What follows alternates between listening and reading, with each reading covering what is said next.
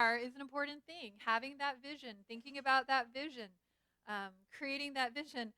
Somebody told me during the break that they have this little saying, and I asked for permission to share, and they said, "You don't have to swing at every ball." I like that.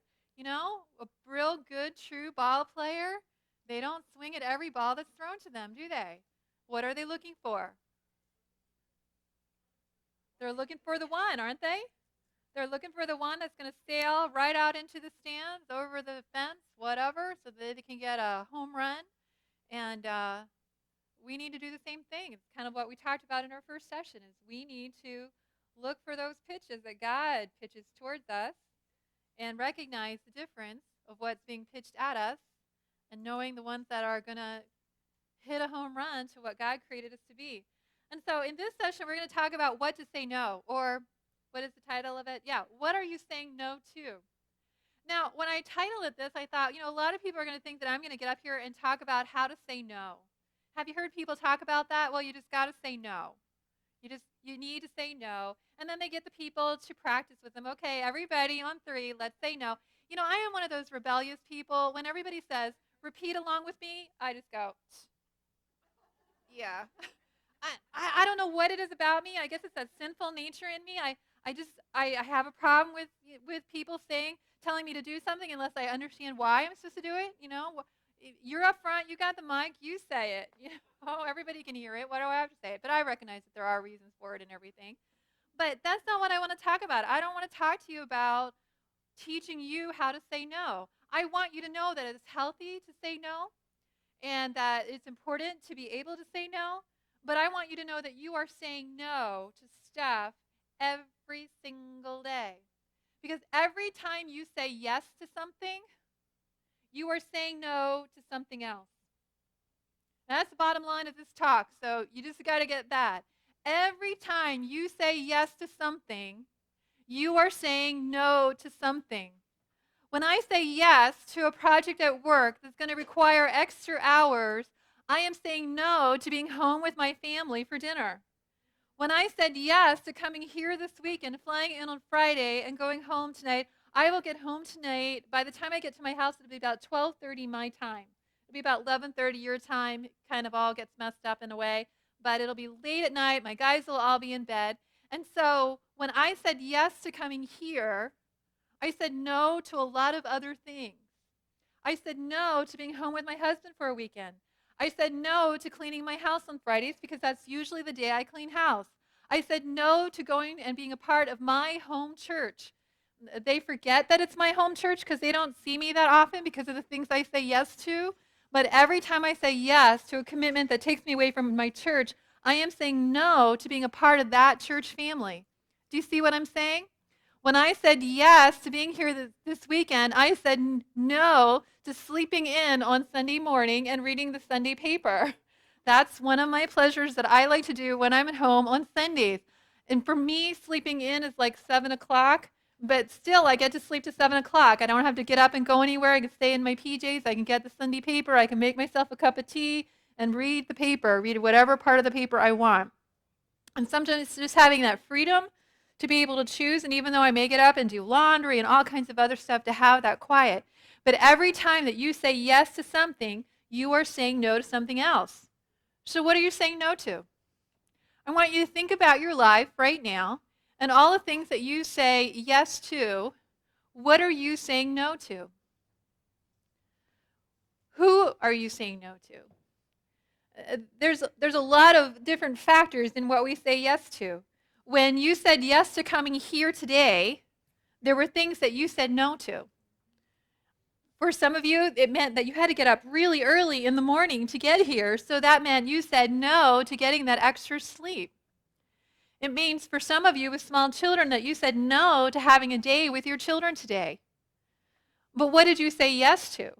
You said yes to getting together with a bunch of other women who long to know God more, who long to live the life that He created them to live. You said yes to friendships and relationships. You said yes to reconnecting with friends and seeing them.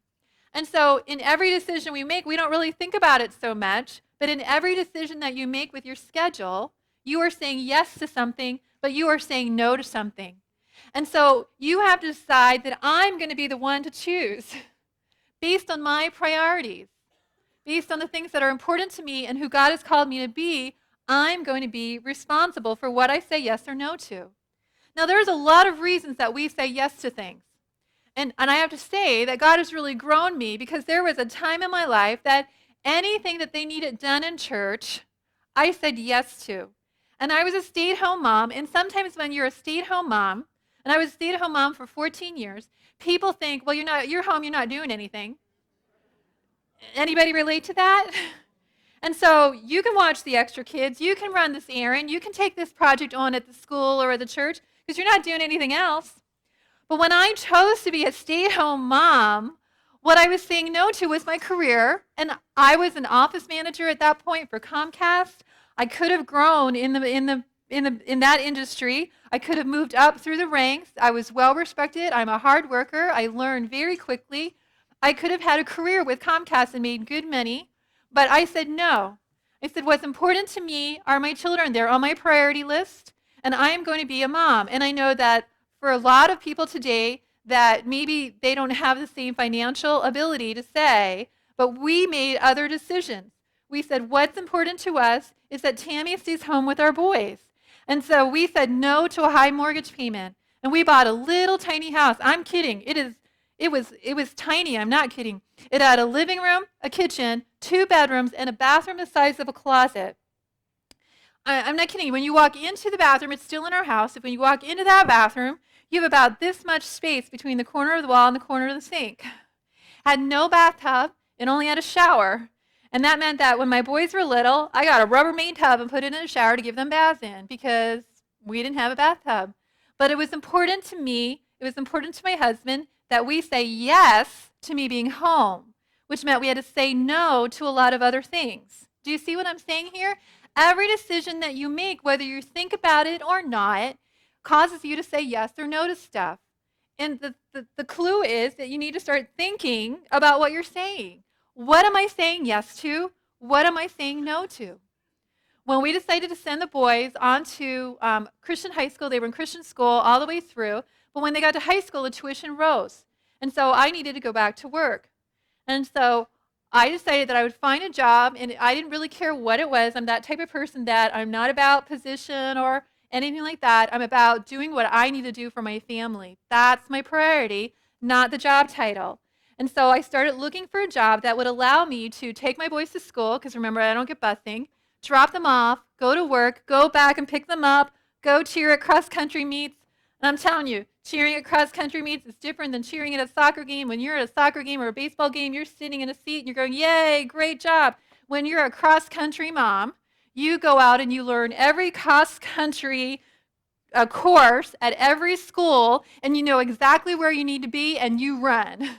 You go here at the start, yay, go, go, go, and you go to the next spot where you're going to see them, yay, go, go, go. You learn every name of every kid on your team, and you cheer for them. It's a commitment, but it's one that I chose. That was what I wanted to do. I wanted to spend my evenings learning cross-country, and I'm not a runner. I've done a few 5Ks, but the first time I did a 5K, I was running. I was like, yeah, I'm going to do this 5K, and I noticed something. Runners aren't having fun. The walkers are having fun. They're talking, they're laughing, they're cheering for the other runners, and the other runners, they've got this look glazed over on their face, and so I decided, priority in my life is fun. It's always going to be one of my questions when you ask me to do something, is it going to be fun?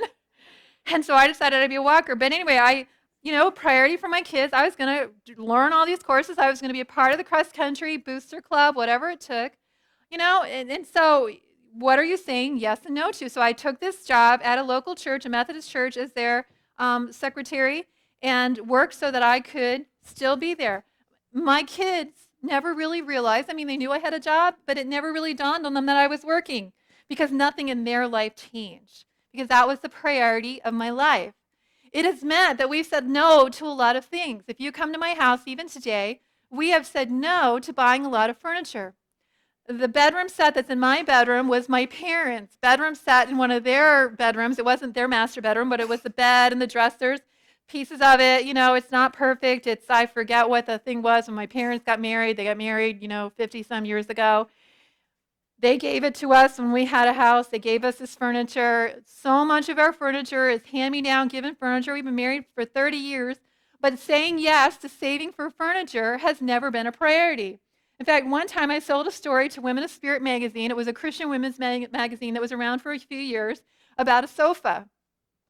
Because we had bought a sofa when we got married. Well, we lived in a trailer when we first got married, and then it had one of those really ugly sofas that come with trailers. And so we eventually got rid of that. We did like all good Christians do. We donated it to the church. And I mean, really, isn't that what happens? And so we bought a really pretty country. My house was very country, so we bought this really pretty country sofa. But after a number of years, it was beginning to show some wear and tear. The material was beginning to grow a little thin. And so I started saving money for a new sofa. And what I do when I have a special project that I want to save money for, I use the money that I get from royalties from books and any monies that I earn speaking. I don't ask for monies for speaking, but if I'm given any, they go into these special projects. And so I was saving money to get a new sofa because I like my house to look nice. But by the time that I got enough money for my new sofa, a trip to the Smoky Mountains with my boys just sounded like a better investment. And when I looked at who I am and who my priorities are, we packed up the tent and the sleeping bags, and we took my sofa money and we went to the Smoky Mountains. It's about a 12, 13-hour drive from our house, and we went on vacation with our boys. We camped, we hiked, we had a blast. And I came home and I started saving my money again so I could get a new sofa. And by the time that I got enough money for a new sofa, the boys were a little older, and it just seemed like mountain bikes would be a really good investment for our family, so that would be something that we could do. So we bought mountain bikes and a slip cover to put on the sofa. And so I started saving my money again. I've been doing this writing and speaking for a while, so we started saving this money again for a new sofa. And the next time I had money for a sofa, I was like, we've never been to Acadia National Park in Maine. And so we packed up the sleeping bag and we took the sofa money and we went to Acadia National Park. Every single time we did that, we were saying yes and no to things. We were saying yes to our boys. We were saying yes to creating memories that they will never forget. Sitting in Maine, we were sitting in Camden, Maine. Camden, Maine is one of my favorite little towns in Maine because you can go this way and you can be at the Rocky Coast. You go this way from the state camping park, and you can be in the little beach coastal town with a little bakery and all the boats and great little restaurants. But you go up the mountain, and you're on top of a mountain, and you look one way and there's beach, and you look other way and you're seeing into Maine. You're seeing all these little islands and water. And I will never forget the memory of sitting up there with my boys and my husband. And my boys, I am a dreamer. I dream dreams. I dream dreams for other people, but I have a great imagination. And so we sat up there and we dreamt a dream.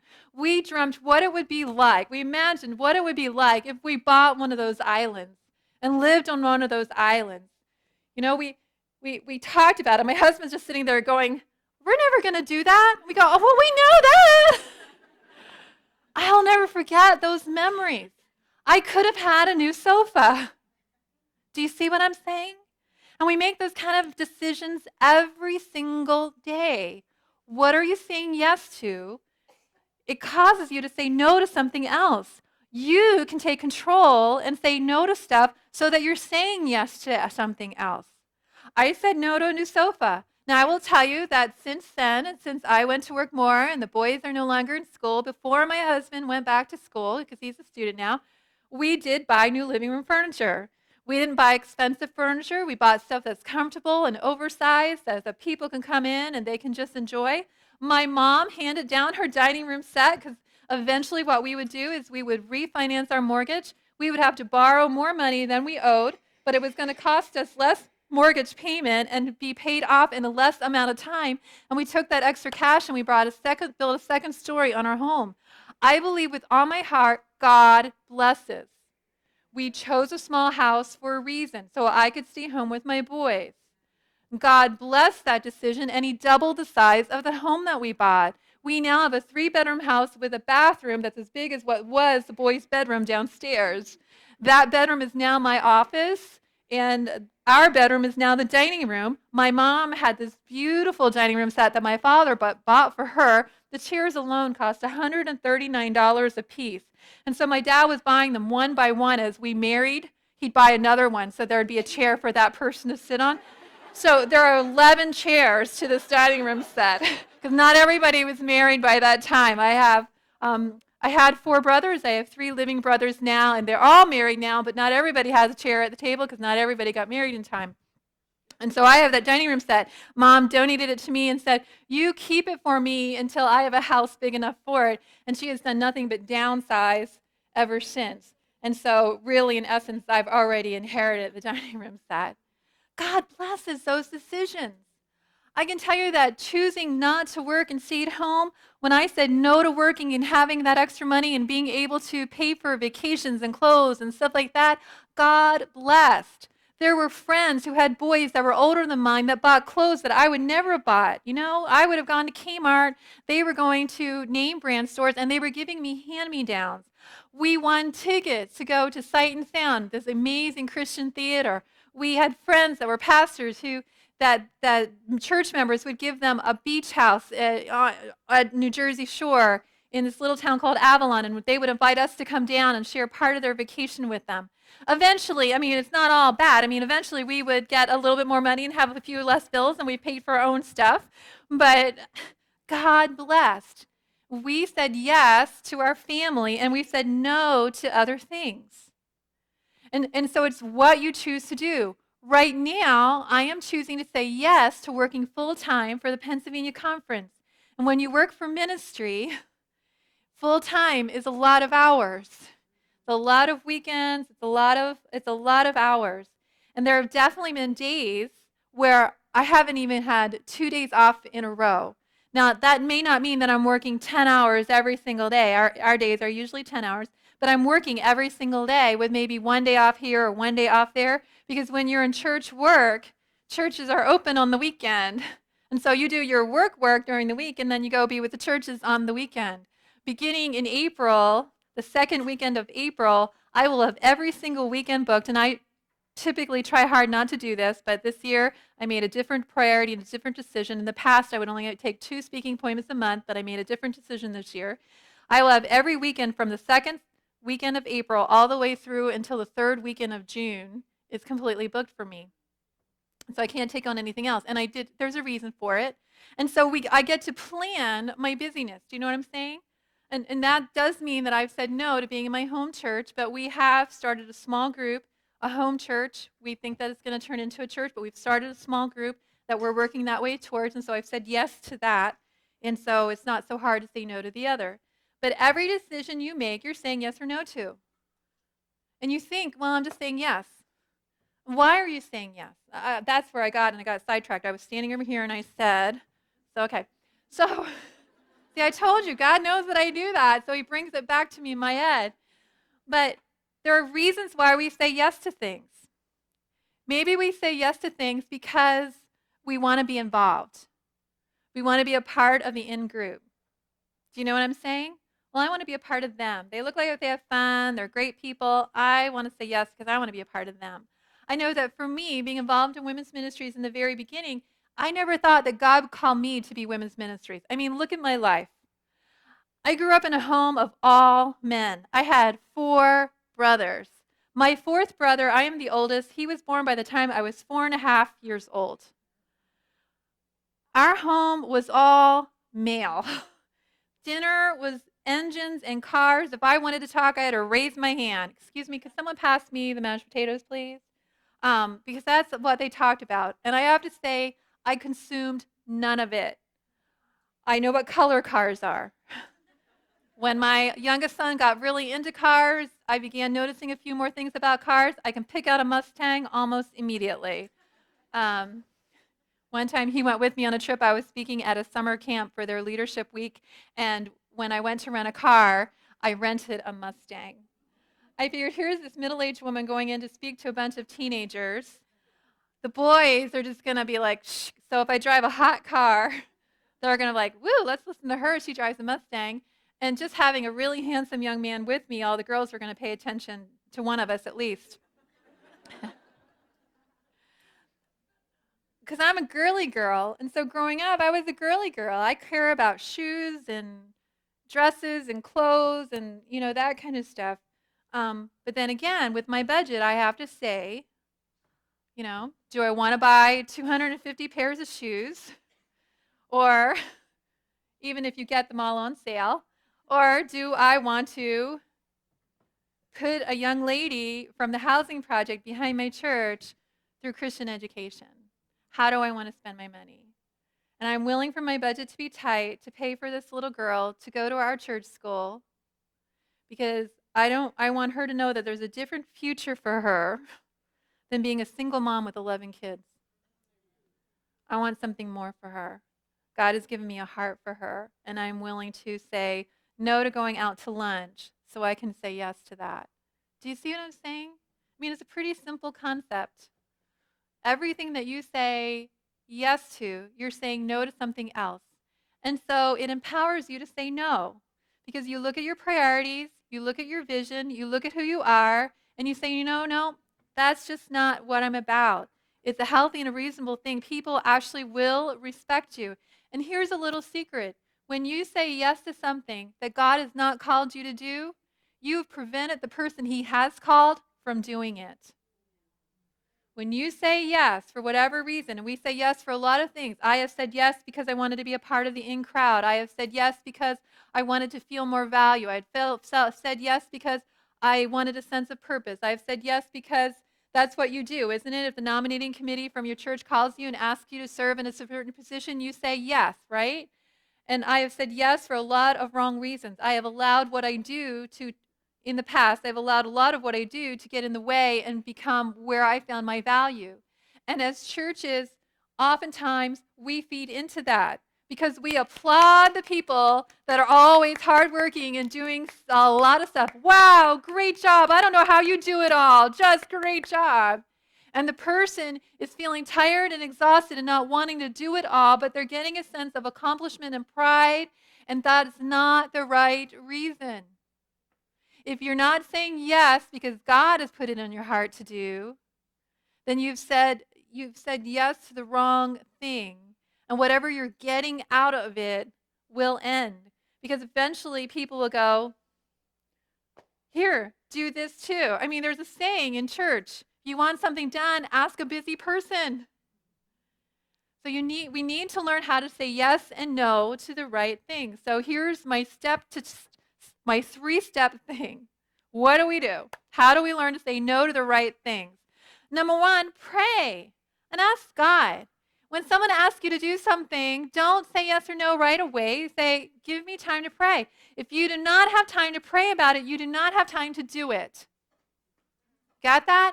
If you don't have time to pray about a commitment, you don't have time to do it.